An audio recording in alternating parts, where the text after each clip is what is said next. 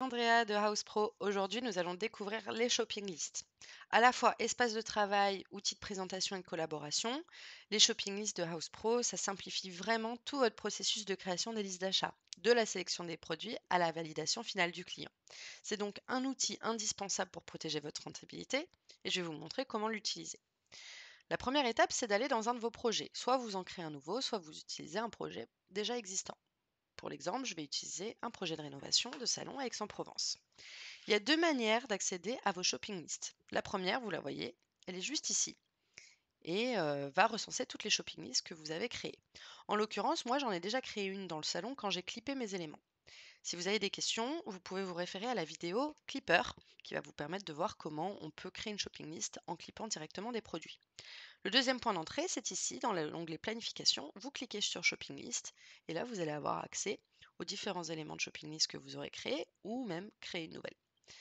On va aller dans la shopping list du salon. Comme je vous ai dit précédemment, j'ai commencé à clipper des produits dans la shopping list du salon et on va les retrouver dans ces onglets ici. Ces onglets, c'est ce qui va vous permettre de venir ajouter des éléments dans votre shopping list. En cliquant sur les éléments du projet, vous allez voir ici que j'ai clippé plusieurs exemples de tapis et plusieurs options de canapé. Donc ici, je vais pouvoir les insérer directement dans ma shopping list et je vais constituer les prémices de ma liste d'achat pour mon client.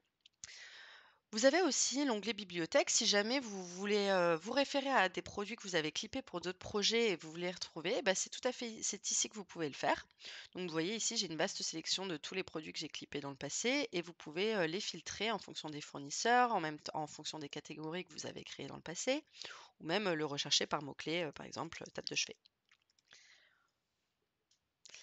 Ensuite, vous avez la possibilité d'ajouter des plans 3D. Ici, est-ce que vous avez créé un plan 3D déjà sur votre projet ou pas? Vous pouvez l'ajouter par ici.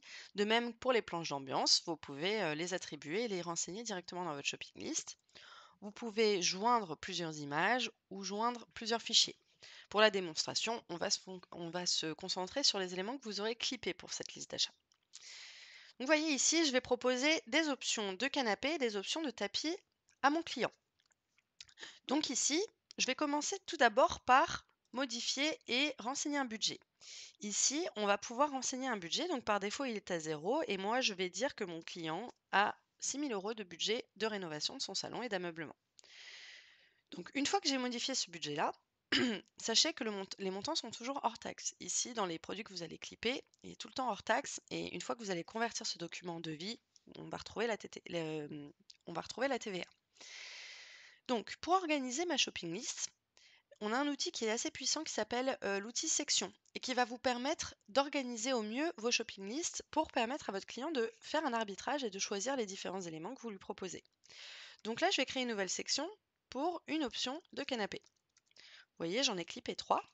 Donc là, je vais indiquer à mon client, veuillez choisir entre l'une de ces 3 options. Hop, sans faute. Voilà. Une fois que c'est fait, je vais pouvoir aller faire glisser les différents éléments que j'ai ajoutés à ma shopping list pour les mettre directement dans cette section. Je vais répliquer le processus exactement de la même façon avec les tapis. Option de tapis. Hop. Et voilà. Ici, vous pouvez personnaliser les couleurs. Si vous souhaitez mettre en place des codes couleurs en fonction de vos projets, il n'y a pas de souci. Et là, vous voyez, vous pouvez étendre ou réduire les différents éléments de section. Donc, dans votre processus de liste d'achat, vous allez forcément faire un arbitrage. Vous proposez des options à vos clients, mais vous en avez forcément des préférés. Mettons que moi, c'est le canapé Piuma ma préférée. Eh bien, je vais choisir cette option et je vais l'inclure dans le budget. C'est comme ça que je vais pouvoir voir les incidences que mes choix vont avoir sur le budget et de pouvoir faire un arbitrage entre des belles pièces majeures qui seront peut-être un peu plus onéreuses versus d'autres éléments de déco, de voir si je les enlève ou pas et de voir comment mon budget évolue en fonction de ses besoins. Donc ça, c'est un outil, qui aide beaucoup parce que vous allez pouvoir faire votre arbitrage et vous allez le voir quand on va le partager avec notre client, il va être aussi en mesure de faire cet arbitrage-là, pardon. Vous avez ensuite différents éléments ici. Donc, vous avez l'aperçu de l'élément. Ici, vous allez pouvoir avoir accès à tous les éléments que vous avez renseignés, toutes les informations de vos produits. Les informations générales, les descriptions, les éléments de comptabilité. Donc là, vous voyez, vous avez la TVA qui est de 333 €, suivi de commande, adresse, etc. Bref, vous allez pouvoir voir si vous avez inclus dans un devis, une facture, un bon de commande. Pour le moment, ce n'est pas le cas. Ici, vous avez accès aux liens. Donc ça, c'est intéressant parce que si jamais vous mettez un prix qui est en promo, bah, vous allez pouvoir accéder directement au lien du produit en cliquant ici. Et là, vous avez l'onglet commentaires. L'onglet commentaires, il est super pratique, ça va vous permettre de communiquer avec votre client. Donc par exemple, ici, moi j'ai renseigné l'option préférée de notre équipe et je peux aussi commenter avec mon équipe en disant merci de trouver une option similaire à celle-ci en lien. Donc voilà, ici, c'est vraiment ce qui rend l'outil hyper collaboratif. Et après, vous pouvez cliquer sur les petits points ici qui va vous permettre de modifier différentes options. Donc là, par exemple, je peux rajouter une taille plus grande si c'est si c'est le produit que je souhaite avoir. Je peux venir ajuster l'image à la hauteur. Je peux ajouter à une section que vous aurez créée au préalable. Je peux venir la définir en tant qu'image de couverture. Donc ça, c'est quand on va accéder à la shopping list, c'est la première image qui va apparaître. Ça, je vous conseille de le faire plutôt avec vos planches d'ambiance. On peut le masquer pour le client, le déplacer, retirer de la shopping list ou tout simplement le supprimer du projet. Vous avez le choix. Donc voilà, vous continuez ce processus-là de création. Vous pouvez rajouter tous les éléments que vous souhaitez avoir dans la rénovation du salon de votre client.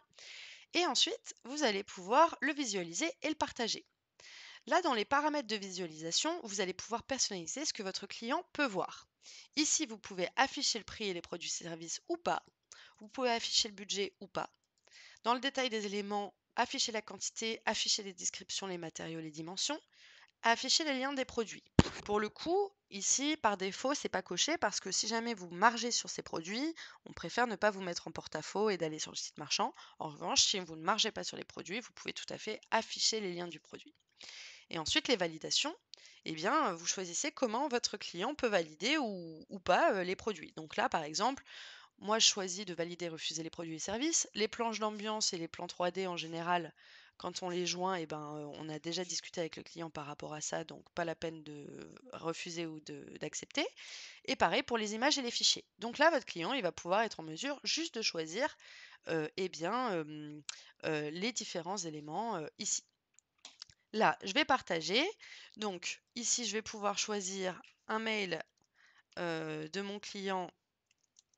Hop, andrea@gmail.com. Je choisis le mail de mon client. Je peux modifier l'objet ou le texte. Je copie le lien pour vous montrer à quoi ça ressemble et je l'envoie ou je peux même l'exporter en PDF. Donc, j'ai copié le lien et là, je vais accéder à la visualisation du portail client. Donc, ici, voici ce que votre client va voir. Votre client, il va voir votre shopping list et il va pouvoir accéder aux différents commentaires que vous aurez laissés. Et là, moi, je vais pouvoir, donc là, je vois ce qui a été inclus dans le budget. Et ici, je vais pouvoir dire, écoutez, non, je suis pas d'accord avec ça, je refuse cet élément. Vous voyez, le budget évolue. Par contre, moi, je suis plus canapé morphé. Et donc, par défaut, le budget va évoluer. Ici, je vais pouvoir répondre, le vert ne me convient pas. Bon, vous pouvez choisir ce que vous souhaitez commenter et vous faites la même pour les différents éléments. Et moi, je vais recevoir des notifications directement sur ma shopping list et sur mon compte Pro de voir comment le client a réagi aux éléments. Donc vous voyez, ça s'est mis à jour automatiquement. Ici, je vois que ça a été validé, je vois que ça a été refusé. J'ai accès aux commentaires de mon client et je peux ajuster, modifier ma shopping list. Une fois que tous les éléments ont été validés et une fois que on s'est mis d'accord sur les éléments qu'on veut avoir dans notre intérieur, eh ben, ça va être super simple de convertir les éléments en devis ou même en facture. Donc là, vous voyez, par défaut, il y a juste les éléments qui ont été validés. Donc là, je peux tout sélectionner, je peux sélectionner les différents éléments et je le convertis en devis. Et là, je vais avoir accès à l'interface de devis de Hoos et vous allez voir ici que les différents éléments se sont mis directement à jour. Donc là, on a un sous-total TTC de 1682 avec une TVA à 20% de 280. Et voilà, ça nous fait notre devis. Et dans notre devis, on va pouvoir ajouter nos différents services, nos prestations, bref, ce que vous souhaitez. Voilà pour les shopping lists de Hoos Pro. Si vous avez des questions, vous avez toujours l'onglet d'aide qui est présent ici, dans le petit point d'interrogation.